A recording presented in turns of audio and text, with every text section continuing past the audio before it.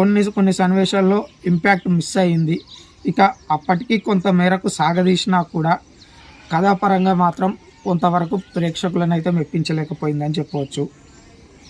ఇక సాంకేతిక వర్గ పనితీరు, technical team, visual effect works బాలేవు. అజనీష్ లోక్నాథ్ మాత్రం తన మ్యూజిక్తో చాలా సన్నివేశాలకు ప్లస్ పాయింట్గా నిలిచాడని చెప్పొచ్చు. అలాగే సౌందర్యరాజన్ సినిమాటోగ్రఫీ బాగుంది. అవినాష్ ఇంకా బెటర్గా ఎడిట్ చేయాల్సి ఉంది అని అయితే అంటున్నారు. ఇక దర్శకుడిగా సంపత్ నంది అందించిన కథ డీసెంట్గానే ఉంటే దానిని సాధ్యమైనంత వరకు దర్శకుడు అశోక్ తేజ ఎలివేట్ చేసే ప్రయత్నం చేశాడు. కానీ దీనికి ఆవిష్కరించే స్కోప్ మేకర్స్ మిస్ చేసుకున్నారని అయితే మనం చెప్పవచ్చు.